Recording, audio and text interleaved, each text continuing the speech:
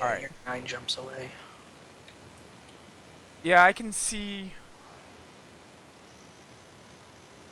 I'm guessing she controls all these white pockets of space. Yeah, white. Like there's places though where she's like little islands of control where there's like spaces beyond that she doesn't control. I Right, see where you're because going. that's exploitation.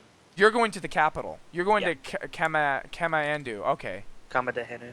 Kamadhneu. Do you want me to wait here for you? Or are you going to Kamadhneu first? Um, Let me see how far Kamadhneu is. It's quite a bit further. Ah! God damn it! Go to Kamadhneu. Keep clicking on the thing and it's like, oh, you wanted to go somewhere else? Absolutely. Not where I wanted to go, but there. Thank you for your... Not there, there! Would It's you, 11 jumps, so it's 2 jumps different for me. Would you look at that? Oh, would you look at that? Oh, would you look at that? Oh, would you look at this? Come on! It won't let me click it. This map gets so janky, man. Ah! So Make I'm sure to like, click on the star and not the space next to the star within the circle. oh my god. Okay, I'm gonna have to like totally back out. I feel like I sometimes may have unrealistic expectations considering we're playing, a spaceflight game which is pretty realistic. And I'm like, God, that map sucks. Yeah, it does. Okay. Oh, now the map doesn't have any labels on it. Oh, okay, well that's terrible. It's totally just hosed. You have different navigation views, by the way. You've got the power play, you've got realistic, and you've got some other thing. Yeah. So Yeah, I can go to the. Let's see. Yeah, here's the view. that makes a difference. Realistic. Realistic map and power play. I Well- use realistic. Well, the realistic's the one we have been using. Yeah. Okay. Where's the place I wanted to go?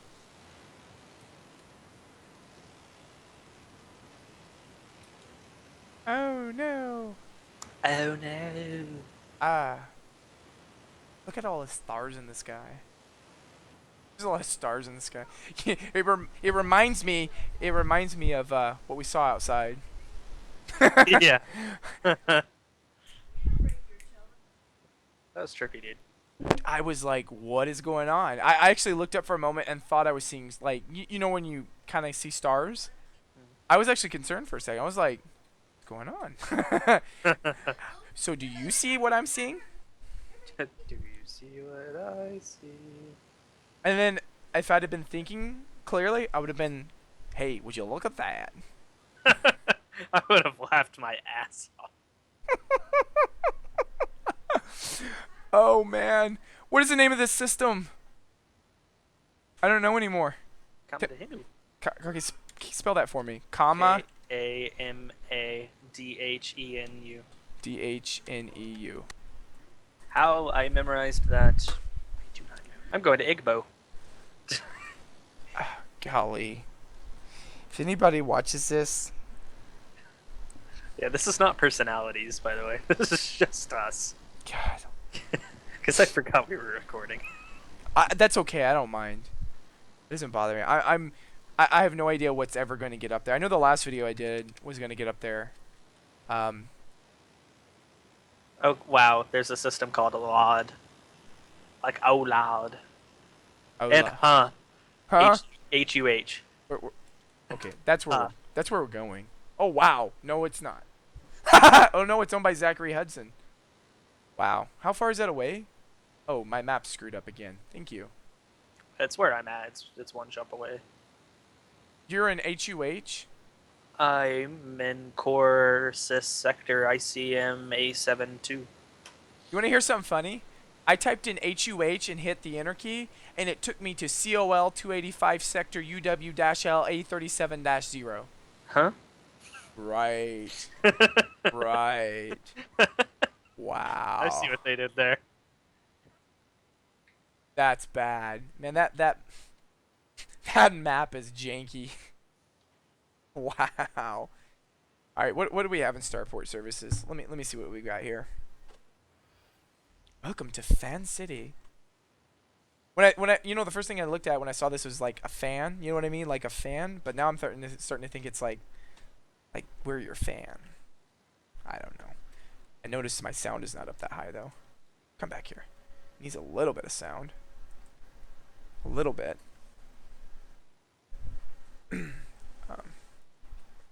Audio. Audio. Is it just me, or do your menus, like, in the options and stuff, do they, like, run sometimes, like, real laggy? Yeah, yeah, because they're downloading every time. I'm talking about, like, when you hit escape and go to the menu that should never download. Yeah, that one's actually slow for some reason. I wasn't thinking about No! No! that. It's good, because my shit crashed. So I overclocked my video card too, by the way. Just because, why not? my game just crashed, so now I'm bringing it back up. There's that nice screen. Probably gonna snip that out too. Recording again. I hate their loading screens. Do you really? Yeah. It's the same one, like 3 different times. You know what I hate is sitting With, here- like, different resolutions. Yeah, well, I hate watching this ship spin and jerk every once in a while. Like, clink, clink. It's really disconcerting. That doesn't happen on my screen. Well, I've got dang near the same setup. I mean, I have an R280X right now, R9 280X. So much different. It's very. Very. From my 7970 for just listening. Did you know that they, I'm sure you knew about this, but, you know, there's the Fury X, right? Mhm. There's also just the Fury. Really? Yeah. So the Fury... It's, like, kind of furious. Well, no, it's Fury with fewer stream processors. But still has 4 gigabytes of HBM. Whatever. That's just dumb. Well, you know, those are the chips that couldn't quite cut the higher stream processor count. Yeah, that's a little dumb. Here's the thing, man. For $650 and like $480 or $450 or whatever it is, or $500, I can't remember. You know what? You want to know how AMD gets these cards out the door?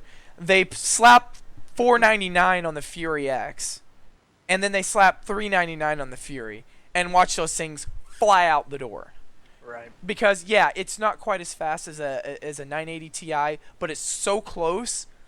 Don't compete with it on price. Get the cards out the door. Yeah, because for sure on on the Fury, not the Fury X. Well, the problem is what and I was reading benchmarks. Rather than just throw them away. Well, they actually showed that the 390X highly competes with the Fury X at 1080p and 1440p. But the reality is at 4K. So it's the bandwidth. Yeah, but the reality is at 4K. Yes, there's enough memory bandwidth, right? There's still not enough GPU power to run things in, you know, full mode. When I say full, you know, ultra high settings around. Right. So it's like, you remember I told you, I was like, man, I'm looking at a 390 or 390X. I'm just not quite sure yet. I'm still looking at that. Because quite frankly, the 390 and 390X are going to get the similar performance on those screens. I would much rather set up an Infinity setup. Yeah, honestly, I'm looking at next gen. I mean, what comes out in 2016 or even 2017 is what I'm more interested in. I would buy a Fury X, honestly. Like, I would. I would also buy a 980 Ti. But neither of them are really Future-proof. right. Yeah, they're right at the cusp of. I mean, don't get me wrong. They're double the performance of my chip, so that's pretty awesome. But they're not There's a system named HOTUS. Wow. It's That's not meta. it's not the 4K Revolution chip. These chips are going to be known as They're very much evolutionary. they're going to be known as the transitionary chips. They're going to be known as the chips that weren't quite good enough to do 4K, but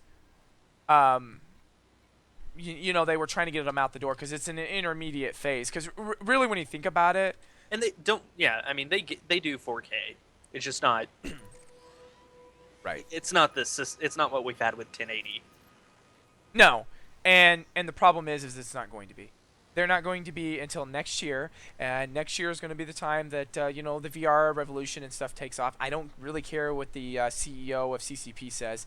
Once those things hit the freaking shelves and people start seeing it, yeah, it'll be kind of an elite type of thing. Not elite dangerous, but I mean elite like only. Those who can afford it, and Right. that kind of stuff. I mean, yeah, it'll be a cult following almost. But the reality is that's when the revolution starts. That's when people start getting into this stuff. Early adopters.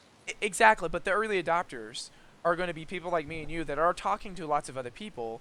You know what I mean? And people are going to see Right. this and they're going to realize, wow, this is cool. And there's going to be a lot of offerings that come out over the next couple of years. I'm gonna make this prediction. I mean, it's already made it to mobile, for crying out loud. Right, but I'm gonna make this prediction that 2016, towards the end of it, Christmas time, is going to be the holiday for trash VR. Hmm. And what I mean by trash VR, you know exactly where I'm going with this. Yeah, I do. There's going to be a million of these things out there that are going to allegedly do stuff, and they're not going to be any more powerful than a freaking what was that Google VR technology that was released, the cardboard stuff? Yeah, the cardboard. Google Cardboard. Yeah. And these things are going to sell for $100, and people are going to be like, "Oh my god, I need that because it works with my phone." Right, and it's a lot less expensive than Samsung VR and Oculus Rift and golly. Well, Oculus Rift doesn't have to be expensive on its own. $350, I'm sure that's what it's going to be. $350, $400, right? Because of how much the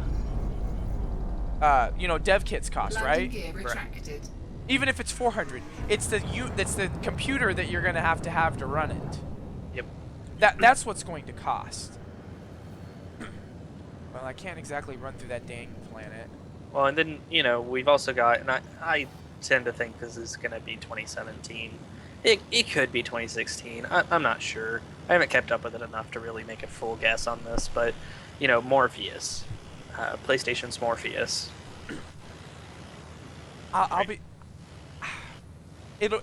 I don't know, man. I think PlayStation's Morpheus is kind of in a weird position because those systems just don't have. I don't know. Maybe it'll work out. I think it's going to be a very similar thing to like the PlayStation Move, where it's like, actually, that system's a pretty good system. I don't know if you ever used the PlayStation Move, but it's actually pretty good.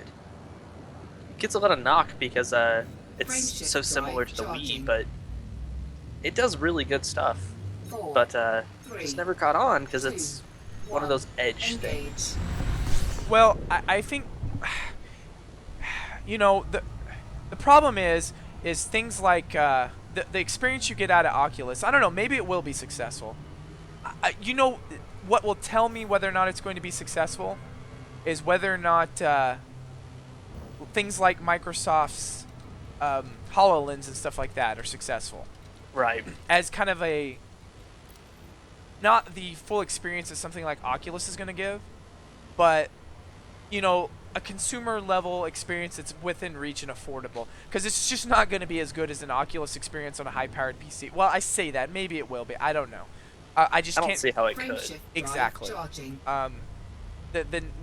Obviously the better hardware you throw at something. Now, frankly, I mean, they could take more care to integrate with the PlayStation platform, and they have a platform, so they can do that, and they can build up UIs that are really built in there and work with game developers really, really closely, since like they have first-party studios. So you could see some really cool experiences where one or two of them may be better than the average of Oculus stuff, but I just don't see it ever being. Well, the thing I see with HoloLens, especially for gamers like me, is I could see that turning into an amazing development platform for gamers, right? Because what's going to happen is now you're going to be able to develop really good heads-up displays, right? Yep. That allow you to, while you're playing the game, communicate better, or see things, or plugins, and all that kind of jazz. Yeah, things that took up real estate on your screen beforehand, you don't need to worry about. Well, think about that demo that they've shown 2 or 3 times of the Skype conversation taking place, where the HoloLens is picking up on what you're touching, and your computer screen. And then maybe this is what they are envisioning, is it's now your computer becomes more than just your monitor. Right. It's now... honestly, to me, HoloLens is a more impressive technology than something like Oculus Rift. Oculus Rift is a great thing for games like Elite, and I'm really excited to have that, because I happen to be playing one of these games now. but in the past I haven't been all that thrilled about it, and the reason for it Fuel is it's scoop just a kind of a gaming disengaged. technology. HoloLens can be a gaming technology, it can be an enterprise technology, it can be all those things, Frameshift and drive it's also, charging. to me, the beginning of the next generation Of the computing platform. of the computing platform and of like artificial intelligence and robotics and all of those things that are really kind of fringe. They're developing out there, but we don't really get to see them. This is like the first time it's coming into this Engage. I agree with the next generation of computing technology. I think the next decade and a half. Yeah. I don't know about the artificial intelligence. I think it bleeds into it in the end. Maybe it's a lot quicker. What I see this stuff doing. Pseudo artificial intelligence is It- what I'm talking about. Things that feel human. Well, like think about this, and I think we've talked about it a couple other times, just out of this type of environment. But put one of those on using a thin client hooked up to an Azure virtual machine or anything, or an Azure environment, and allow you to utilize those computing resources like they're sitting in front of you, and they're not there, because it's a what do they call it? Oh my god, augmented reality. Yeah. I mean, if you're sitting there and all of a sudden you have a keyboard on your desk, or even on a thin client, you've got a keyboard and you got a mouse. It's tactile communication, but you've got these screens in front of you. Imagine the developer experience you'll have. A 4K monitor is not necessary anymore. You've got Right. everywhere to look at it. Yeah, iFinity setup. You've got the 9 monitor setup every developer dreams about having. Playing games. You can on have that with no hardware. Right.